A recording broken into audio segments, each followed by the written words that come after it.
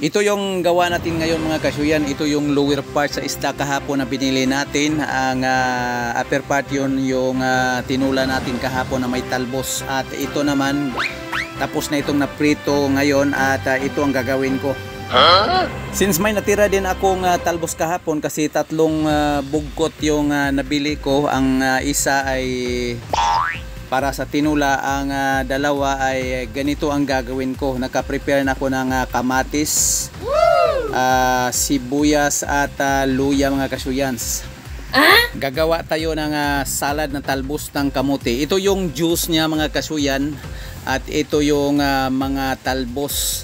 Ayan, tapos ko na itong napakuratan at nalataan. Yun yung juice niya at gagawin nating juice yan mamaya. Lagyan natin niya ng kalamansi at ayan, juice na.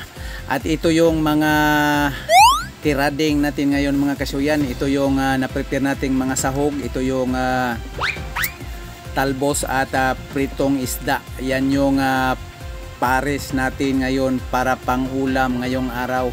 At yan, imekos-mekos natin, ilagay natin sila sa bowl at wow naman! Ating imikos-mekos, ibaliktad-baliktad natin para magkalasa yung lahat. Kayo na lang ang mag-control mga kasuyans kung palagay nyo ay na-mekos-mekos niya lahat. At pagkatapos nyan, huwag nyo nang patagalin pa. Hamalan time! Ayan, humahamal na ang inyong lingkod, inyong kasuyans. Alam nyo mga kasuyans, sarap talaga ng kain pag nakakamay. Tawag sa mua ni kinamot.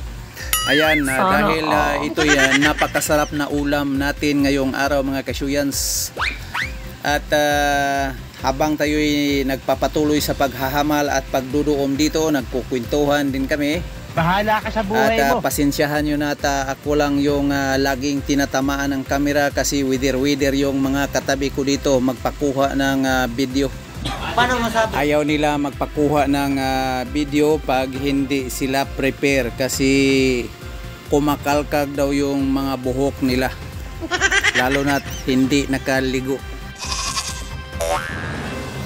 At patuloy lang tayo kahit tayo lang ang nasa video mga kasuyans. Patuloy lang tayo sa paghahamal kasi ako'y ginugutom. Talagang extra rice talaga yung aabutin mo dito pag ganito yung ulamin mo mga kasuyans. Lagi akong nakakain nito noong araw nung ako'y nandun pa sa bukid namin. Noong nasa bukid pa ako, bihira lang kami makakain ng isda or mga karne.